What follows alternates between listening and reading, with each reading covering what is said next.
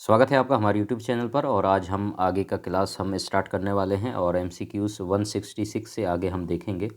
और इन एमसीक्यूज़ का अगर आपको हार्ड कॉपी चाहिए है तो ये ऊपर ईमेल का लिंक दिया हुआ है, इस पर आप ईमेल करके हमें ऑर्डर कर सकते हैं। इसकी हार्ड कॉपी आपको घर तक पहुंच जाएगा।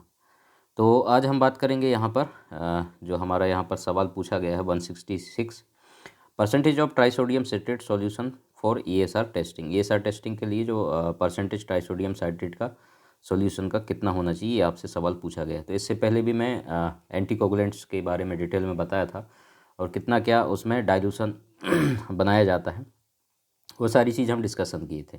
ठीक है, तो उसमें आपको कंप्लीट याद करना है और इसका करेक्ट आंसर यहाँ पर 3.8% हो जाएगा। ठीक है, करेक्ट ऑप्शन, बाकी ऑप्शन इसमें गलत हैं। ठीक है, तो ये तो आपको याद करना पड़ेगा। इसके बाद हम आगे देखेंगे इसमें नेचुरल बायोलॉजिकल एंटीकोगुलेंट। तो एंटीकोगुलेंट से बहुत सवाल मैं इसमें बना चुका हूँ ऑलरेडी। तो एंटीकोगुलेंट्स को अच्छे से पढ़िए, बहुत इंपॉर्टेंट रोल भी है इसका और हमारे मेडिकल लेबोरेटरी फील्ड में। और इसके साथ साथ ये कंपटीशन एग्ज़ाम में पूछा भी जाता है और प्रैक्टिकली हमें इनके बारे में पता भी होना चाहिए। ठीक है, तो नेचुरल बायोलॉजिकल एंटीजन ये सभी लोगों को पता है, कॉमन क्वेश्चन है, बहुत बार पूछा जाता है कंपटीशन एग्जाम में, क्वेश्चन आता ही आता है, मोस्ट इंपॉर्टेंट है। तो इसके बारे में सभी लोगों को पता है। आंसर ए है हेपेरिन। ठीक है, इसको नेचुरल एंटीकोगुलेंट बोलते हैं। तो ये हेपेरिन है जो कि हमारे बॉडी में ब्लड को जमने से रोकता है। उसके बाद हम एसीडी की बात करेंगे तो एसिड साइट्रेट डेक्सट्रोज। ठीक है, हेमेटोलॉजिकल जितने भी टेस्टिंग होते हैं उसमें यूज़ होता है। ईडीटी के बारे में आप लोगों को पता है, इसके बारे में भी हम बात कर चुके हैं कई बार। ठीक है, इनके फुल फॉर्म पूछते हैं, सारे एंटीकोगुलेंट्स के फुल फॉर्म आपको पता होना चाहिए और उनका इस्तेमाल कैसे करते हैं, कंपोजिशंस क्या क्या हैं और डाइल्यूशन कितना कितना बनाया जाता है। उसके बाद है सीपीडी। तो सीपीडी के बारे में आपको पता है, सिट्रेट फॉस्फेट डेक्सट्रोज। और ये ब्लड बैंक वाले हम जो क्लास हमारे मेन चैनल है, main channel medical lab technologist Dinesh नाम से चैनल है हमारे, तो उसमें जा कर के आप ज़रूर विजिट करेंगे तो आपको ये कंप्लीट वीडियो आपको ब्लड बैंक का मिल जाएगा। सीपीडी, ठीक है, ये ब्लड बैंक में इस्तेमाल किया जाता है, सिट्रेट फॉस्फेट डेक्सट्रोज। और इसमें अगर ए मिला दिया जाए तो सीपीडी ए हो जाता है। ठीक है, एडिनिन ऐड हो जाता है। तो ये कभी कभी सवाल पूछा भी जाता है कि सीपीडी ए में जो ए मिलाया है इसका फुल फॉर्म क्या है या इसको क्या बोलते हैं। ठीक है, तो आप वो याद रखेंगे, एडिनिन बोलते हैं। तो इस तरीके से सवाल कहीं से भी कुछ भी बन जाता है, तो इसलिए ब्लड स्टोरेज के लिए काम आता है ब्लड बैंक में। बाकी इनके बारे में डिटेल में बता चुका हूँ, एंटीकोगुलेंट्स का क्या क्या चीज़ें हैं वो सारे आप क्लास अटेंड करेंगे, देखेंगे तो आपको ज़्यादा बेहतर तरीके से समझ में आएगा। अगला सवाल यहाँ पर 168 दिया है रोमानोवस्की स्टेन के बारे में। तो Romanowsky stain includes the following except, किसी एक को छोड़ करके बाकी सब रोमानोवस्की स्टेन है, वो कौन सा एक है, ये सवाल पूछा गया। तो इस तरीके से सवाल आते हैं, कंफ्यूज नहीं होना है आपको। किसी एक को छोड़कर बाकी सब रोमानोवस्की स्टेन है, ये आपको बताना है। तो सिंपल है, रोमानोवस्की स्टेन के बारे में अगर आपको पता होगा, जिम्सा भी है, जेनर्स भी है, राइट्स भी है। ठीक है, इसके अलावा जसवंत सिंह भट्टाचार्य स्टेन के बारे में आप लोगों ने सुना होगा, वो हमने आपको बता दिया है। ठीक है, और उसके बाद आपने और स्टेन के बारे में जिम्सा, जेनर्स, राइट्स तो आ ही गया। उसके बाद लीसमान स्टेन भी आप लोगों ने सुना होगा, फील्ड स्टेन। ठीक है, उसके बाद ये सारे स्टेन आपके रोमानोवस्की स्टेन में आ जाता है, बाकी मेथाइलिन ब्लू। ठीक है, तो ये जो है आपके रोमानोवस्की स्टेन में नहीं आता है। क्लियर, तो ये आपको पता होना चाहिए हर एक स्टेन के बारे में, चाहे आप हेमेटोलॉजी के स्टेन हो, साइटोलॉजी के, हिस्टोपैथोलॉजी के, सब आपको पता होना चाहिए। हिस्टोपैथोलॉजी के स्टेन तो मैंने क्लियर आपको बता दिया, उसके ऊपर प्रैक्टिकल वीडियो भी कंप्लीट बने हुए, तो वो जा करके आप ज़रूर देखेंगे ताकि आपको समझ में आए हमारे मेन चैनल पर। ठीक है, चलिए 169 की तरफ हम चलते हैं। Fragmented red cell are also known as. तो फ्रेगमेंटेड रेड सेल को क्या बोला जाता है?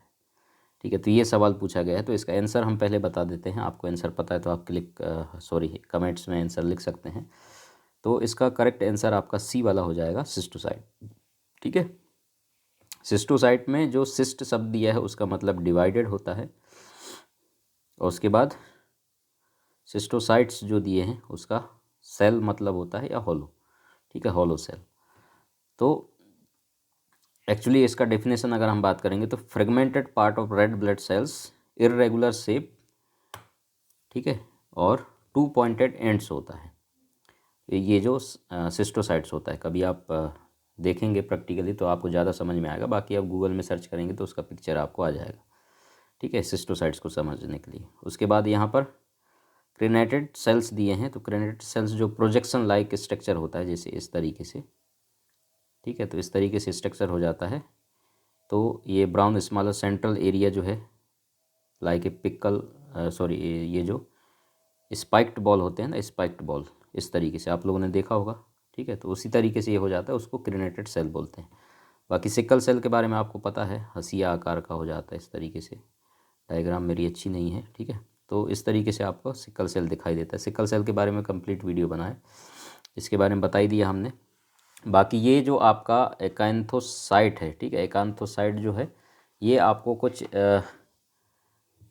ये भी जो आपको मैंने क्रेनेटेड सेल्स के बारे में बताया था उसी तरीके से आपको दिखाई देता है, लेकिन ये आपका इसका दूसरा नाम भी अगर एकांथोसाइट का आता है तो ये आप याद रखेंगे, ठीक है, स्पर्श सेल। तो ये नाम आप याद रखेंगे, दूसरा नाम भी इसको क्या बोला जाता है। इनके बारे में ब्लड वाले चैप्टर में कंप्लीट हमने बताया हुआ है, वो आप देखेंगे। डेंस होता है ये, ठीक है, और श्रिंकन होता है, मतलब सिकुड़ा हुआ, ये इरेगुलर शेप का रहता है RBC with spikes on A outside. तो ये स्पाइक इसमें भी रहते हैं इस तरीके से आउटसाइड में, ठीक है, इस तरीके से स्ट्रक्चर उसका हो जाता है। चलिए अगला सवाल यहाँ पर पूछा गया है 170, ये भी कुछ इसी तरीके से सवाल है। Figure of 8 structure seen in red cells are known as. तो 8 स्ट्रक्चर जो है आपको फिगर में दिखाई देता है, वो सेल, रेड सेल का नाम क्या है, ये इसमें सवाल पूछा गया है। देखिए यहाँ पर जितने भी नाम दिए गए हैं ये सब आप ब्लड वाले चैप्टर में देखेंगे तो आपको क्लियर हो जाएगा, और इनके बारे में बहुत इंपॉर्टेंट है, ये सब के बारे में आपको पता होना चाहिए, बहुत इंपॉर्टेंट चीज़ है, ठीक है। एक एक चीज़ का नाम आपको पता होना चाहिए और कैसे दिखाई देता है इसका स्ट्रक्चर, आपको पिक्चर बिल्कुल क्लियर होना चाहिए। तो इसका आंसर की अगर हम बात करेंगे तो आंसर आपका डी वाला है, ठीक है, कैबोट रिंग्स इसको बोलते हैं। थिन होता है, रेड वॉयलेट स्टेनिंग कलर का, ठीक है, थ्रेड लाइक स्ट्रक्चर होता है इसका, स्ट्रैंड आरबीसी। तो ये आपका करेक्ट आंसर है कोबोट का। बाकी होल जॉल बॉडी के बारे में अगर हम बात करेंगे तो इस तरीके से इसका स्ट्रक्चर आपको कुछ दिखाई देता है, सिंपल। इसके बारे में डिटेल में आपको पहले भी बता चुका हूँ होल जॉल बॉडी के बारे में। रिमिनेट्स आर आरबीसी न्यूक्लियाई जो है that are normally removed by the spleen, ठीक। उसके बाद बी वाला जो है बेसोफिलिक स्टिपलिंग नाम है, बेसोफिलिक, बेसोफिलिक शब्द जुड़ा हुआ है, तो इसको और क्या बोलते हैं, पेंक्चुएट बेसोफिलिया आल्सो नोन एज, अगर आएगा तो इस तरीके से आप ये नाम याद रखेंगे, ठीक है, ताकि आपको कन्फ्यूजन नहीं हो। तो ये इस तरीके से बेसोफिलिक जो ग्रेन्यूल्स होते हैं, ठीक है, प्रेजेंस होते हैं बहुत सारे, that disperse through the cytoplasm of RBC in a peripheral blood smear, ठीक। उसके बाद होल बॉडी दिया है, ये भी बहुत इंपॉर्टेंट है, light blue grey oval basophilic leukocyte inclusion located in the peripheral cytoplasm of neutrophils. तो ये सारी चीज़ों के बारे में डिटेल में एक्सप्लेन ऑलरेडी कर चुका हूँ, इसलिए ज़्यादा डिटेल में पिक्चर यहाँ पर नहीं समझाऊँगा। आप पिक्चर बना करके अच्छे से इनको समझेंगे, एबनॉर्मलिटीज़ क्या क्या हैं वो सारी चीज़ें आप समझेंगे तो आपको प्रैक्टिकली भी समझ में आएगा। बाकी आप इनको अच्छे से याद रखेंगे, एग्ज़ाम में पूछे जाते हैं। तो इस तरीके से आज हमारा 170 क्वेश्चन कंप्लीट होता है इसमें, और इसके बाद आगे के नेक्स्ट क्लास भी हम लेकर के आएंगे। वीडियो कैसे लगा आप बताएं ज़रूर, कमेंट्स करके, लाइक करें, शेयर करें वीडियो को अपने दोस्तों में। चैनल पर पहली बार आए सब्सक्राइब करके बेल आइकन दबा लेंगे ताकि नोटिफिकेशन आपको मिल जाए जब भी हम वीडियो अपलोड करें। Thank you so much.